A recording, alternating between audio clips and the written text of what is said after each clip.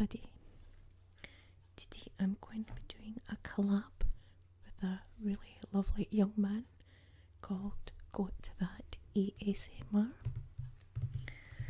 I discovered his channel a few weeks ago, and there was one video in particular that I really loved, and he was reading a book and tapping on it at the same time. So I asked him if he would like to do a collab, and he said yes. So I'm really happy. I'll leave all these details in the description below. Please check him out. Send him some love. Okay, for my part of the video I have chosen Vogue magazine. I haven't looked at it, so we're going to look at it together.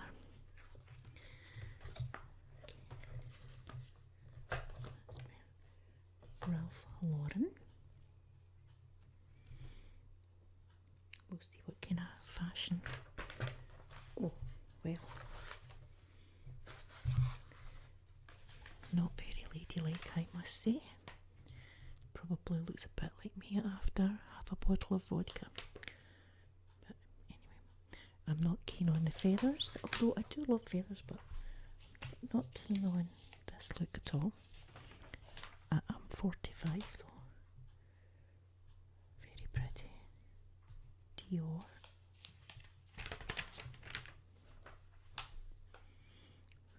Gucci.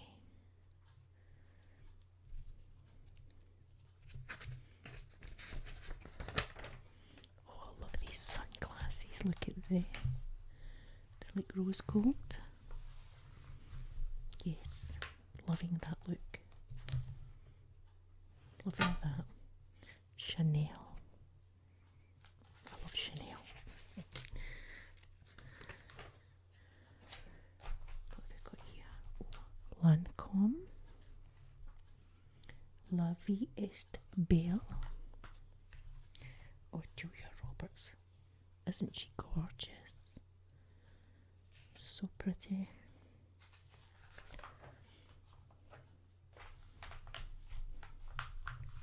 Burberry. Nice bag. I like the bag. Bag's lovely.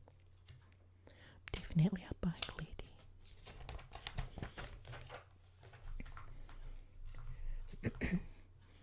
Yves Saint Laurent. Another one I absolutely love. I love their fragrance, Black Opium. I like the regular opium too, but the Black Opium's much lighter. Chanel. If I won the lottery or had the money, I would be a Chanel girl. Oh, that's a nice picture. To be young again. See that the browns and the oranges are back in fashion. I've actually got many pictures of me as a youngster wearing orange and brown dresses. That was back in the 70s. So it just shows you everything does come back in fashion. Celine.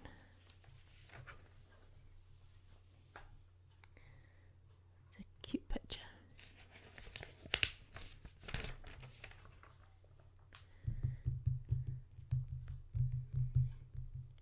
Valentino.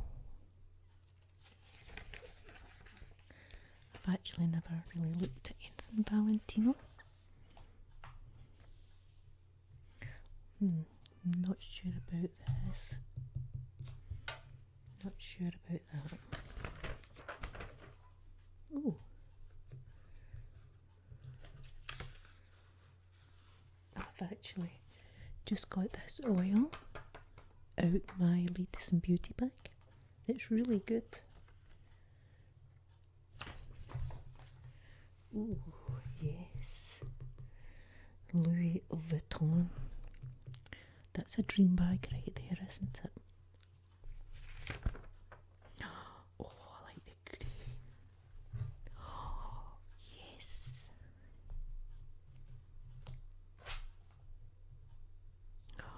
I would sleep with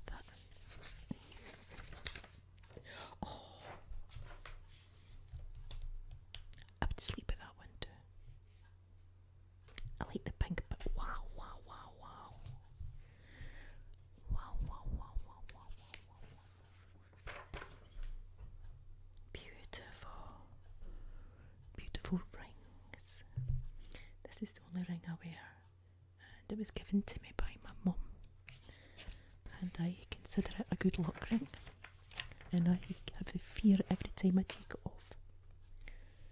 Oh, now this dress reminds me of my beautiful friend Peggy Whispers in Chaos, because it's like a kind of mermaid dress. I can imagine Peggy just coming out the ocean with this beautiful dress. Alexander McQueen.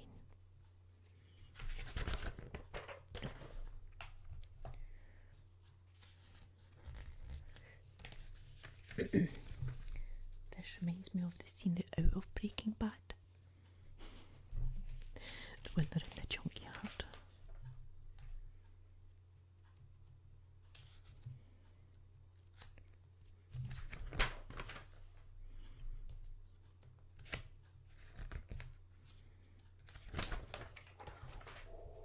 Oh, is it a freebie?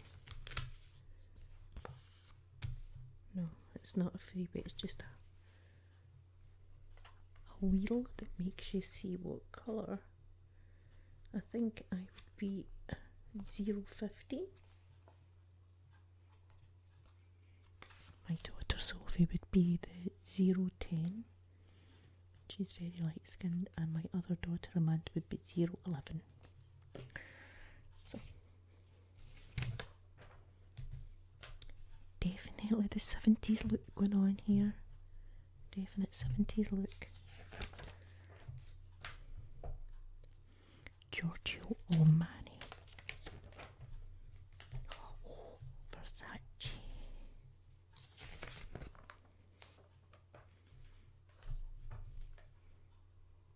Pamela, I don't know what that is. Never heard of the beautiful rings.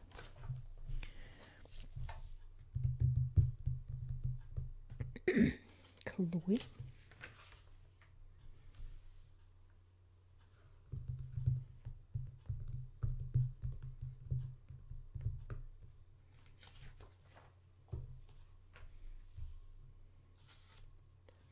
Black Orchard.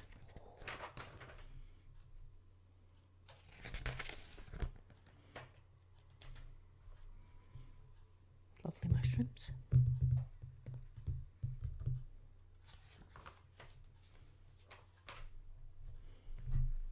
Jimmy Choo.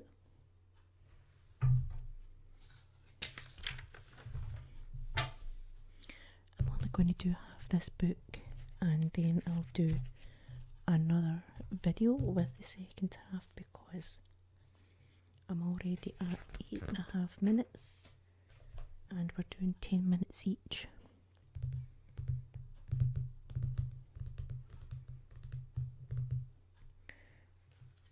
And I've still got a lot of the book and I know you want to look at it, so. Ooh, that is nice. I like that. I don't like this, however. My goodness.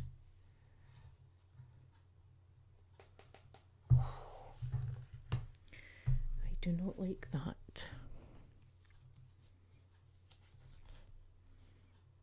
Horrible, I must say.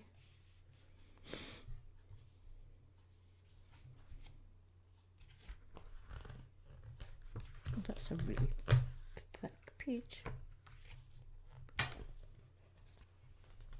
Oh, that's because it's good things. Oh, yes. Ooh, let's try this one.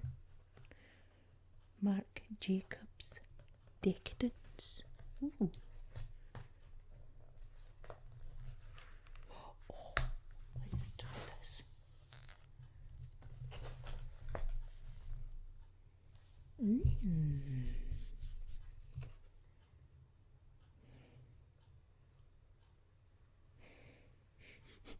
Smells wonderful.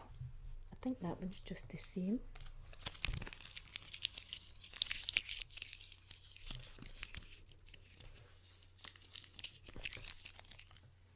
Oh, lovely.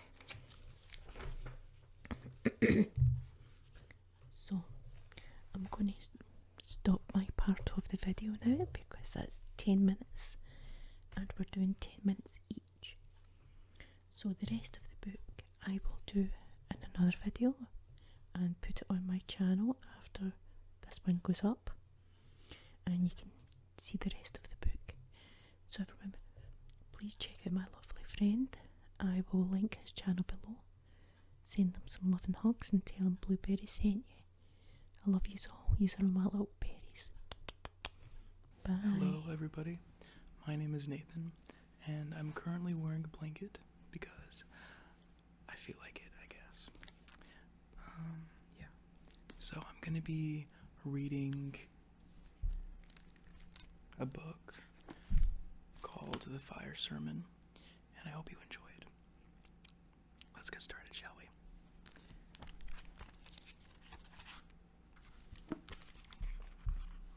Chapter 1. I'd always thought they would come for me at night, but it was the hottest part of the day when the 6 men rode onto the plain. It was harvest time. The whole settlement had been up early and would be working late. Decent harvests were never guaranteed on the blighted land permitted to Omegas. Last season, heavy rains had released deeply buried blast ash in the earth. The root vegetables had come up tiny, or not at all. A whole field of potatoes grew downward. We found them, blind-eyed and shrunken, 5 feet under the mucky surface. A boy drowns digging for them. The pit was only a few yards deep, but the clay wall gave way, and he never came up. I thought of moving on, but all the valleys were rain-clogged, and no settlement welcomed strangers in a hungry season. So I'd stay through the bleak year. The others swapped stories about the drought, when the crops had failed 3 years in a row. I'd only been a child then, but even I remembered seeing the carcasses of starved cattle sailing the dust fields on drafts of their own bones. But that was more than a decade ago. This won't be as bad as the drought years, we said to one another, as if repetition would make it true. The next spring, we watched the stalks in the wheat fields carefully. The early crops came up strong.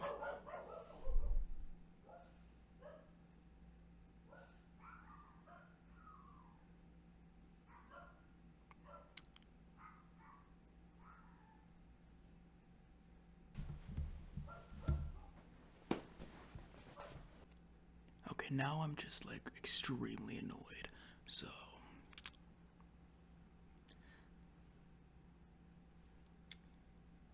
anyways, let's get back to the book. That totally just like got my ASMR zen out of focus.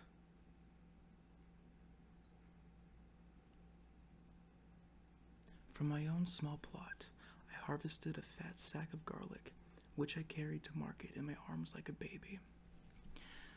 All spring, I watched the wheat in the shared fields growing sturdy and tall.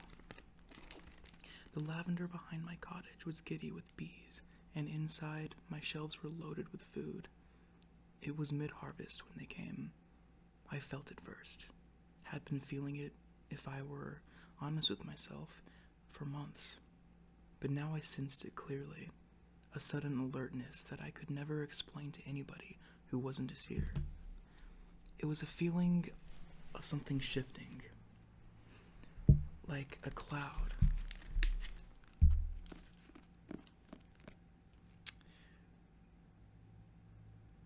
Like a cloud moving across the sun, or the wind's changing direction. I straightened, scythe in hand, and looked south. By the time the shouts came from the far end of the settlement, I was already running. As the cry went up and the 6 mounted men galloped into sight, the others ran too. It wasn't uncommon for alphas to raid Omega settlements, stealing anything of value. But I knew what they were after.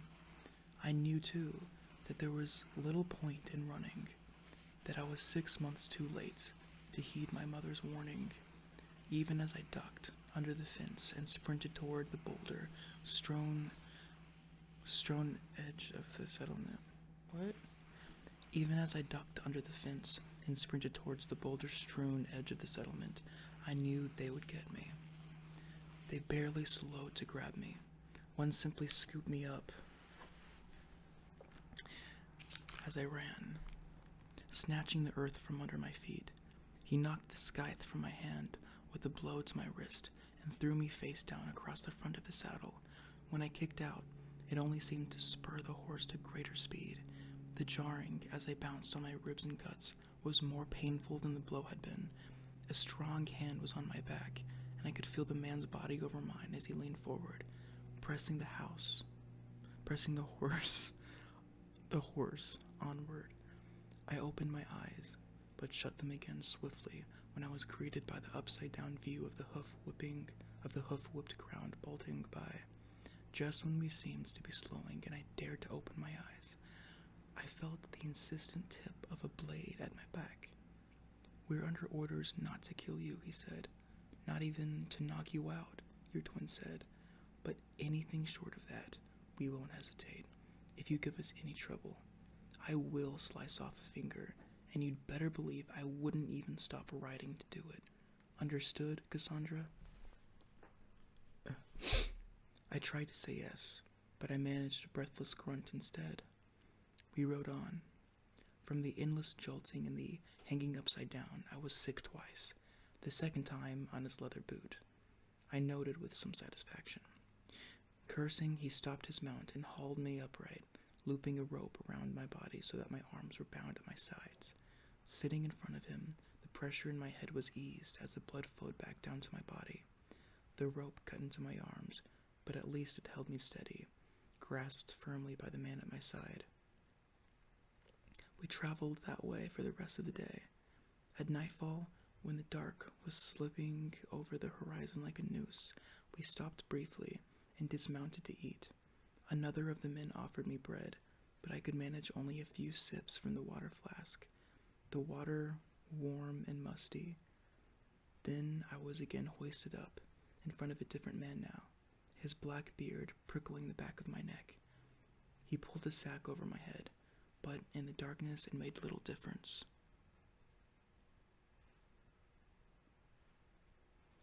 I sensed through the sack covering my face, glints of light began to show. I could feel the presence of people all around me, more even than at Haven on market day. Thousands of them, I guessed.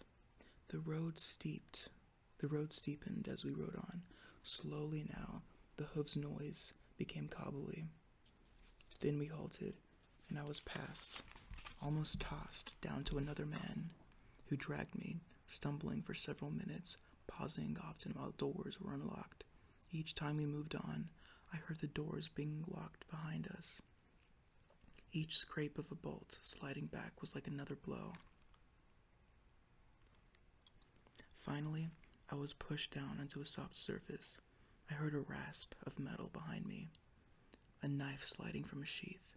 Before I had time to cry out, the rope around my body fell away, slit. Hands fumbled at my neck, and the sack was ripped from my head, the rough burlap grazing my nose. I was in a low bed in a small room, a cell. There was no window. The man who'd untied me was already locking the door behind him. Slumped on the bed, the taste of mud and vomit in my mouth, I finally allowed myself to cry, partly for myself, and partly for the twin, and partly for my twin, for what he'd become.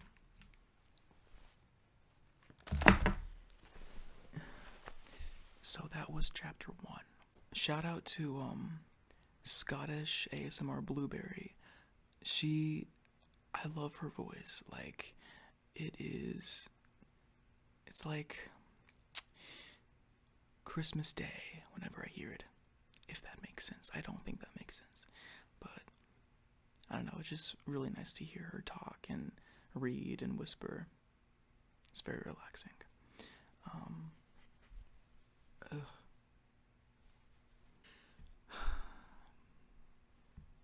Chapter 2. The next morning, as usual, I woke up from dreams of fire. As the months passed, the moments after such dreams were the only times I was grateful to wake up to the confines of the cell. The room's grayness, the familiarity of its implacable walls, were the opposite